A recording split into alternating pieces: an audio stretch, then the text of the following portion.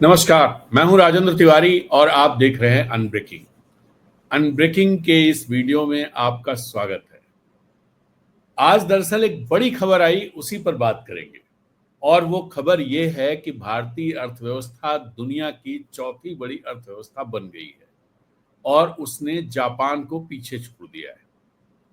तो ये अपने में एक गर्व की अनुभूति कराने वाली खबर है। और दरअसल जो बातें कही जा रही थी, जिस तेजी से हमारी अर्थव्यवस्था देश दुनिया में बढ़ रही है, सबसे तेज बढ़ने वाली अर्थव्यवस्था हमारी अर्थव्यवस्था है। और ऐसे में चौथे नंबर पर पहुंच जाना और जापान को पीछे छोड़ देना, ये अपने में एक बड़ी उपलब्धि कही जाएगी। तो ये खबरें आज आई, आप देख भी सकते हैं कि ये मिंट की खबर है। हालांकि सारे अखबारों में खबरें हैं, सारी वेबसाइट्स में खबरें हैं ये, और चैनल्स पे भी चल रही है, अखबारों में कल आएंगी कि India surpasses Japan to become fourth largest economy at 4 trillion to overtake Germany soon. और तीसरे नंबर की अर्थव्यवस्था बनने जा रही है।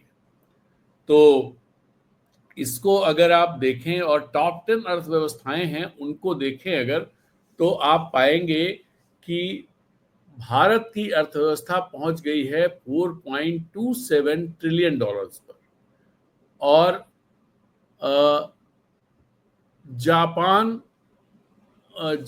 की जो अर्थव्यवस्था है ये 4.2 जापान की 4.19 ट्रिलियन डॉलर की अर्थव्यवस्था है। तो और जो डेटा मैं दिखा रहा था वो गलती से दूसरी फाइल आ गई, जो पुरानी फाइल है या कहीं और की फाइल है, जो आईएमएफ की नहीं है, तो इसलिए मैंने उसे विड्रॉ किया।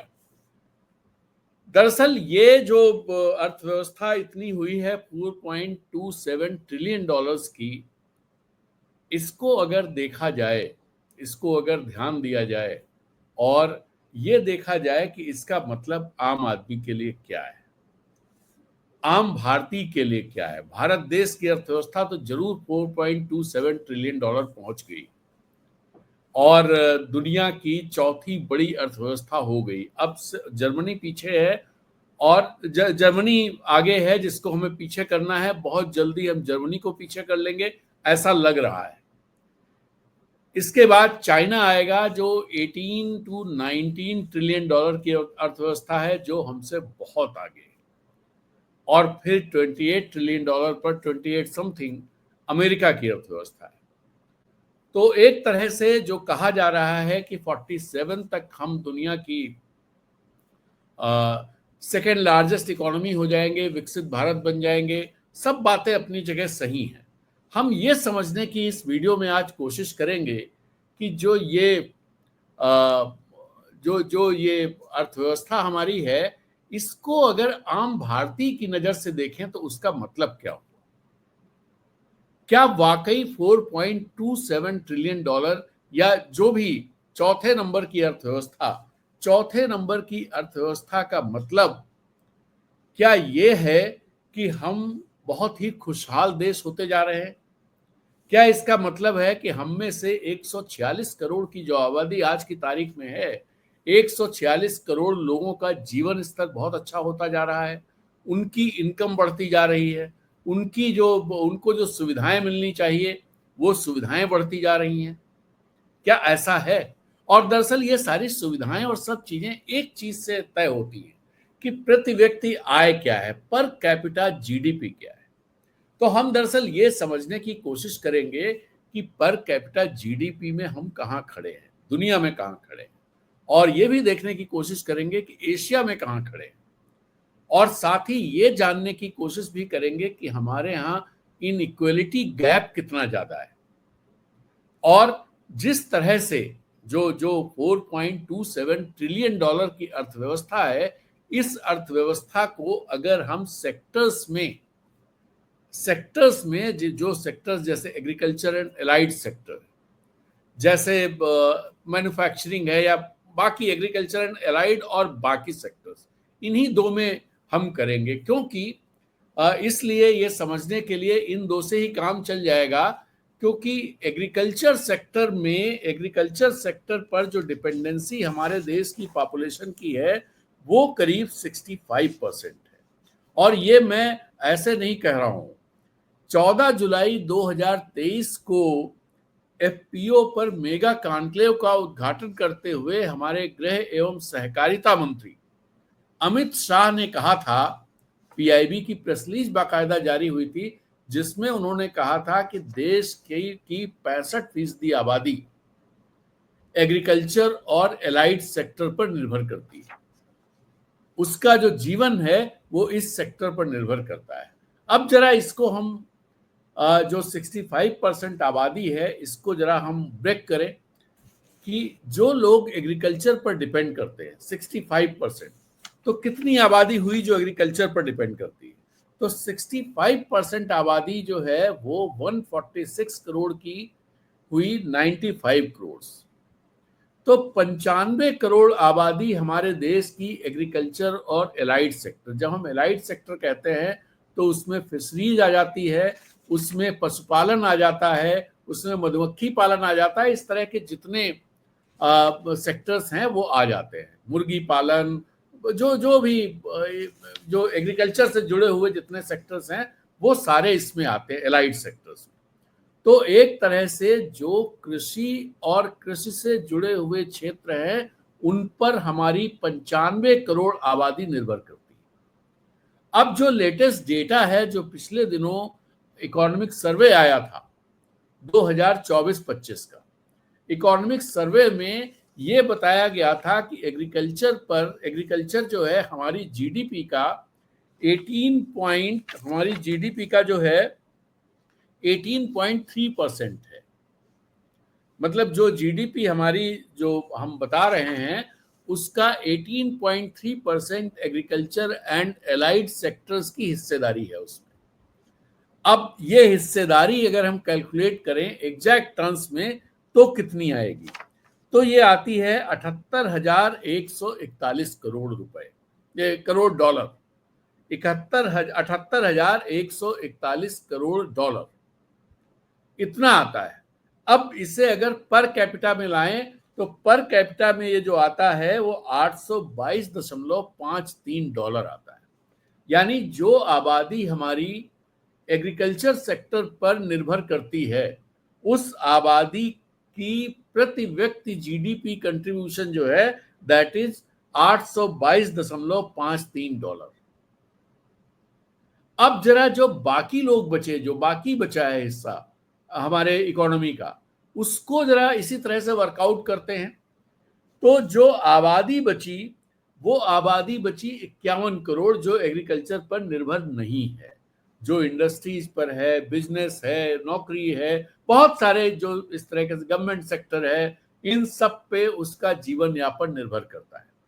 तो ये जो 51 करोड़ आबादी है इसका जो हिस्सेदारी जीडीपी में है वो हिस्सेदारी 3.49 ट्रिलियन डॉलर्स है।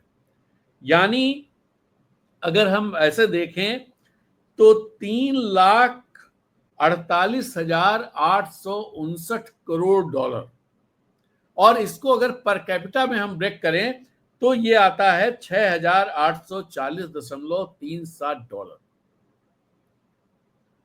अब 51 करोड़ आबादी का average per capita contribution GDP में है 6,840.37 डॉलर, और जो 95 करोड़ आबादी है उसका पर कैपिटा जीडीपी है 822.53 करोड़ डॉलर, 53 डॉलर, करोड़ गलती से बोल गया मैं।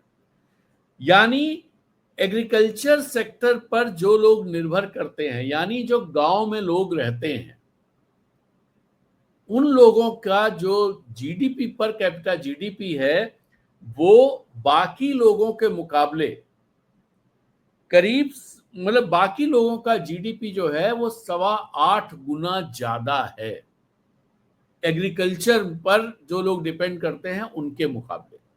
तो पहली बड़ी खाई ये हो गई। आप ये देखिए 95 करोड़ लोगों का जो पर कैपिटा जीडीपी है और जो 51 करोड़ लोगों का पर कैपिटा जीडीपी है, 51 करोड़ लोगों का पर कैपिटा जीडीपी 95 करोड़ लोगों के पर कैपिटा जीडीपी से 8.25 गुना ज्यादा है। तो एक बड़ी खाई ये आई। और इसके बाद एक और डेटा शेयर करते हैं आपके साथ और उस पर भी बात करें। एक कमेटी बनाई गई थी, जो कमेटी बनाई थी economic advisory council of prime minister, जिसे बोलते हैं EACPM। इसने 2022 में एक स्टडी कमीशन की थी, the state of inequality in India, और जिसको जारी किया था उस समय के EACPM के चेयरमैन ने। उसके मुताबिक उसमें यह कहा गया था, मई 2022 में जारी की गई थी, उसमें यह कहा गया था कि अगर आपकी इनकम 25,000 रुपए महीने है, आप अगर 25,000 रुपए महीने की अर्न करते हैं पर मंथ, तो आप देश के टॉप 10% वेज अर्नर्स में से हैं। आप अंदाजा लगाइए कि 25,000 की इनकम वाले व्यक्ति देश के टॉप 10% वेज अर्नर्स में से, यानी 90% जो वेज अर्नर्स हैं उनकी इनकम 25,000 रुपए महीने से कम है। और 90% को अगर आप वर्कआउट करें तो आप संख्या निकाल लेंगे कितनी बड़ी संख्या है जो 25,000 रुपए से कम पर गुजारा करती या उसकी इनकम उतनी। अब थोड़ा और आगे बढ़ते हैं और ये समझने की कोशिश करते हैं कि एक स्लाइड मेरे पास है, इसको देखते हैं कि जो टॉप 10 इकोनॉमीज, ये तो खैर हम देख चुके हैं, ये IMF का वो था, इसी को दिखाना था, गलती से दूसरी स्लाइड आ गई थी। तो ये तो खैर जो यूनाइटेड स्टेट्स की है वो हम 29 बता रहे हैं, दिस इज 30.51 ट्रिलियन। चाइना की जीडीपी है 19.23 ट्रिलियन, जर्मनी की जीडीपी है 4.74 ट्रिलियन, इंडिया की जीडीपी है 4.19 ट्रिलियन, जापान की है 4.19, मतलब थोड़ा सा नीचे है, और यूनाइटेड किंगडम है 3.84, फ्रांस की है 3.21, इटली की है 2.42 एंड कनाडा की है 2.23 और ब्राजील की है 2.13 ट्रिलियन डॉलर्स। ये जीडीपी जो टॉप 10 जीडीपी है दुनिया की वो है। अब एक चीज और इसमें देखने की कोशिश करते हैं कि दुनिया की जीडीपी में, मतलब दुनिया में जो देश हैं, पूरे सारे देश हैं, उनमें हम कहाँ पर जो अगर पर कैपिटा जीडीपी लाएं, पर कैपिटा जीडीपी में हम कहाँ ठहरते हैं? जीडीपी में हम दुनिया में चौथे नंबर पर हैं, दुनिया में चौथे नंबर पर हैं और एशिया में दूसरे नंबर पर है। चीन के बाद दूसरे नंबर पर हमारी इकोनॉमी है, और दुनिया में जैसा मैंने आपको बताया अमेरिका, चीन और जर्मनी के बाद चौथे नंबर पर हमारी इकोनॉमी है।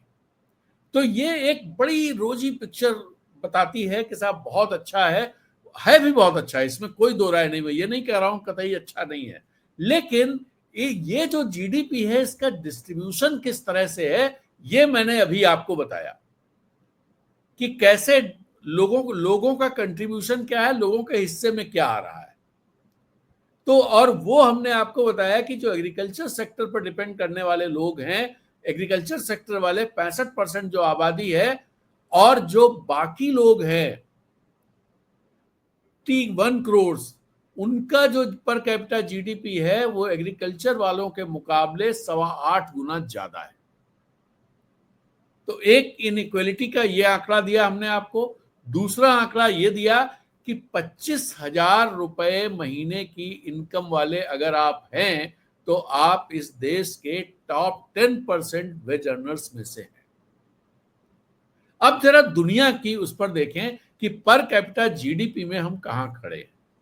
तो पर कैपिटा जीडीपी की अगर हम बात करेंगे तो आते हैं, पहले ये एक स्लाइड मैंने रखी थी, इसको देखते हैं।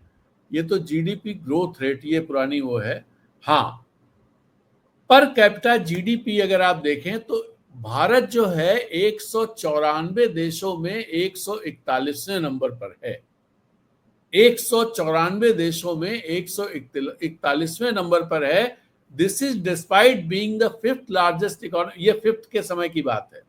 अभी 143वें नंबर पर आ गई, जब फोर्थ है तो 143वें नंबर पर है। और India per capita GDP significantly lower than the, ये तो है ही है, इसमें कोई दो राय नहीं है। और एक डेटा और रख लेते हैं, फिर उसके बाद हम आपसे अभी बात करेंगे डिटेल। ये इस साल के इकोनॉमिक सर्वे का डेटा है। इसमें यह बताया गया कि average earning segmented by employment, self employed जो लोग हैं टोटल, उनका जो अर्निंग है नॉमिनल उसमें वैल्यू उसमें, तो 13,279 रुपए इनकी अर्निंग है, एवरेज अर्निंग है पर मंथ। और जो रेगुलर जॉब में जो लोग हैं, नौकरी पेशा हैं, उनकी 20,702 रुपए है पर मंथ की अर्निंग। और कैजुअल लेबर जो है उसकी 418 रुपए पर डे की अर्निंग है। तो इससे भी एक आपको ये पता चलेगा कि जो इतनी बड़ी इकोनॉमी है हमारी, उसके जो उस इकोनॉमी के जो मेंबर्स हैं, उसके जो नागरिक हैं, उनकी इनकम, एवरेज इनकम क्या है। हम 4.19 ट्रिलियन डॉलर की इकोनॉमी है, और हमारे यहाँ पर कैपिटा जो सेल्फ एम्प्लॉयड लोग हैं, उनकी मंथली इनकम 13,280 रुपए 79 रुपए है। और जो रेगुलर जॉब में हैं उनकी 20,702 रुपए है। और जो कैजुअल वर्कर्स हैं उनकी 418 रुपए की इनकम, डेली इनकम है। तो ये एक अपने में कहानी कहता है कि हमारे यहाँ जो हमारी 146 करोड़ की पॉपुलेशन है, ये कहा जाता है कि इसमें से करीब 100 करोड़ लोग ऐसे हैं जो ये स्टडीज हैं, मैं अभी कोट करने की स्थिति में नहीं हूं, मैंने पढ़ रखा है कि इनमें से 146 करोड़ में 100 करोड़ ऐसे, ये तो एवरेज आपको हमने बताया, 100 करोड़ ऐसे हैं जो सिर्फ खाना पीना, मतलब रोजी रोटी का इंतजाम कर पाते, किसी तरह से उनका जीवन चलता है। तो जो कहा जाता है, एक बात ये कही जाती है कि हमारी मार्केट बहुत बड़ी है, और इतनी बड़ी मार्केट के लिए दुनिया का कोई भी देश हमारे लिए पागल रहेगा और हमारी शर्तों पे काम करेगा। दरअसल मार्केट बहुत बड़ी नहीं है, आबादी हमारी बहुत बड़ी है। इसमें से 100 करोड़ आबादी ऐसी है जिसकी परचेजिंग पावर ऐसी नहीं है कि वो मार्केट को सपोर्ट कर सके, कि वो बहुत सारी चीजें खरीद सके, सिवाय अपने खाने पीने की चीजें हैं, जो उसकी दवा दारू है, जो मान लीजिए जरूरी चीजें हैं, कपड़े, जरूरी कपड़े, तो वो सब चीजें वो खरीदता है। इससे ज्यादा कुछ खरीद भी नहीं सकता, चाहे भी। तो अगर उसे जरूरत पड़ती है तो कर्जा लेना पड़ता है उसे। ये स्थिति हमारे देश की इकोनॉमिक जो वो है। और हमने आपको दिखाया कि किस तरह के इनकम्स हैं। अब जरा एक बात हम ये समझने की कोशिश करते हैं कि दुनिया में हमारा नंबर कहाँ है। दुनिया, जैसे हमने आपको बताया कि 143वां नंबर हमारा जीडीपी के हिसाब से दुनिया में है। और अगर एशिया में बात करें तो एशिया में हमारा 38वां नंबर है पर कैपिटा जीडीपी के मामले में, जबकि ओवरऑल जीडीपी के मामले में हम दूसरी सबसे बड़ी इकोनॉमी है। लेकिन हम लोगों की जीडीपी के मामले में जब जाते हैं, आम भारतीय की जीडीपी क्या है, पर कैपिटा जीडीपी क्या है, तो हम एशिया में 38वें नंबर पर पहुंच जाते हैं और दुनिया में 143वें नंबर पर पहुंचते हैं। 143वें। अगर हम इसे चीन से कंपेयर करें तो चीन एशिया में 20वें नंबर पर आता है पर कैपिटा जीडीपी के मामले में, और दुनिया में वो 73वें नंबर पर आता है। अब जरा एशिया की इकोनॉमी, आप सोचते होंगे एशिया में कौन से देश है जिनकी पर कैपिटा जीडीपी इतनी ज्यादा है। सबसे पहले बात करते हैं सिंगापुर। सिंगापुर विकसित देशों की श्रेणी में आ गया, वो सिटी स्टेट है, सिटी नेशन है। तो उसकी पर कैपिटा जीडीपी है $93,956। जो यूएस की पर कैपिटा जीडीपी से ज्यादा है।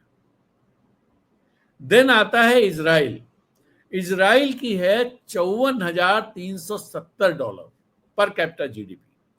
फिर आता है यूएई, यहां की है ₹51,294।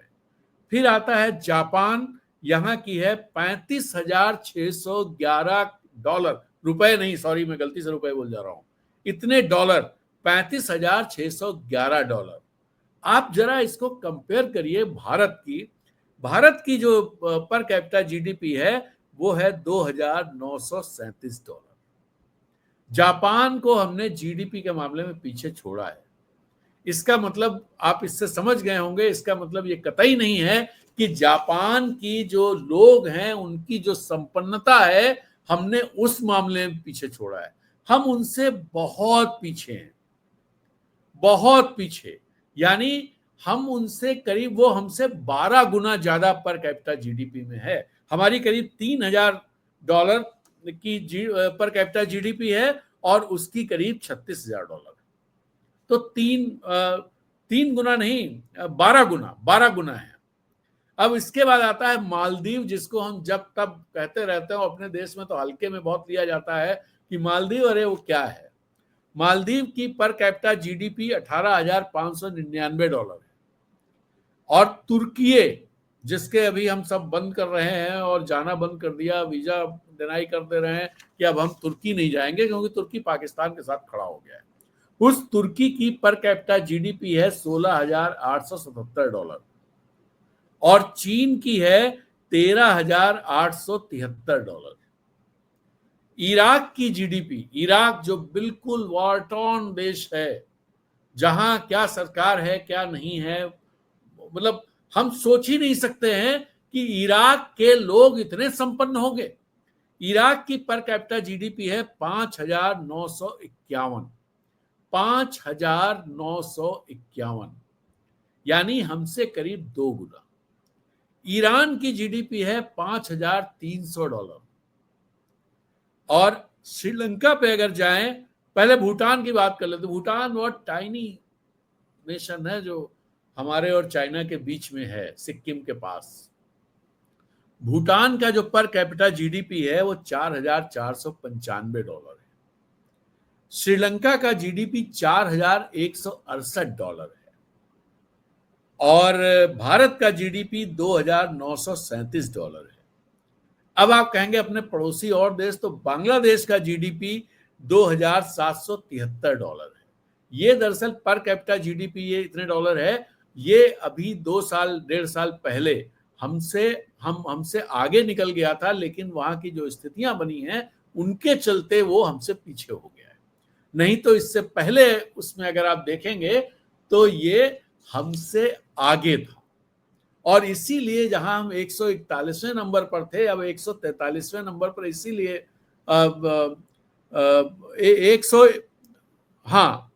143वें नंबर पे आए हैं। पहले इससे ज्यादा थे। और पाकिस्तान का भी आप जानना चाहेंगे तो पाकिस्तान बहुत मरी गिरी हालत में है। उसका जिस तरह इकोनॉमी चल रही है आप देख ही रहे हैं, $1,655 उसकी जीडीपी। लेकिन एक चीज और देखने की है, एशिया की एवरेज जीडीपी क्या है। एशिया की एवरेज जीडीपी हमसे करीब 3 गुना ज्यादा है। हमारी पर कैपिटा एवरेज जीडीपी से एशिया की, टोटल एशिया की जीडीपी, पर कैपिटा जीडीपी जो है वो $9,009 है, यानी हमसे 3 गुना है हमसे। तो एशिया में भी अगर हम देखें तो हम संपन्न देशों की श्रेणी में कतई नहीं आते हैं।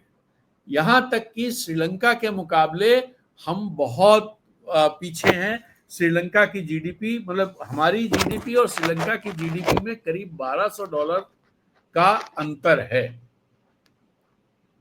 और इंडोनेशिया जैसा, मतलब इंडोनेशिया हमसे करीब मतलब $5,248। इराक, ईरान हमसे आगे हैं। ये सीधी सी बात ये देखिए, जिसका लोग अनुमान नहीं लगाते होंगे कि ऐसा होगा।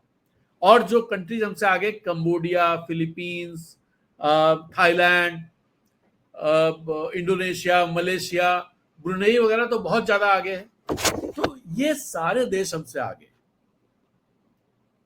तो अब जब हम इसको फक्र से जब ये बात कहते हैं कि हम चौथे नंबर की इकोनॉमी हैं, और जब कोई ये कहता है कि हम 143वें नंबर पर कैपिटा जीडीपी के मामले में हैं या पर कैपिटा इनकम के मामले में दुनिया में इतने पीछे हैं,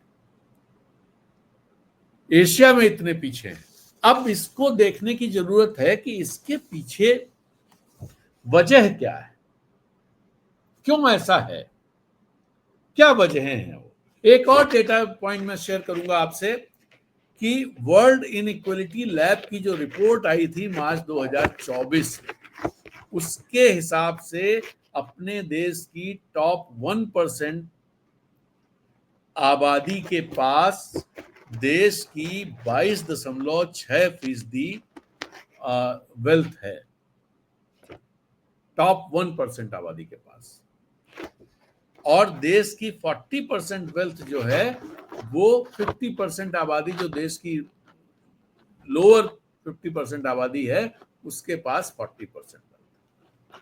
तो ये भी एक आप अनुमान लगा सकते हैं कि स्थिति एक्चुअली है क्या। अब इस पर जब ये बात होती है, क्या क्या वजहें हो सकती हैं, आप सोचिए कि इसकी क्या वजह हो सकती है कि इतनी ज्यादा इनइक्वालिटी है। चलिए तो इजाजत दीजिए, फिर मिलते हैं एक नए वीडियो में एक नई बात के साथ। तब तक के लिए शुभ रात्रि, गुड नाइट, शब खैर, नमस्कार, जय।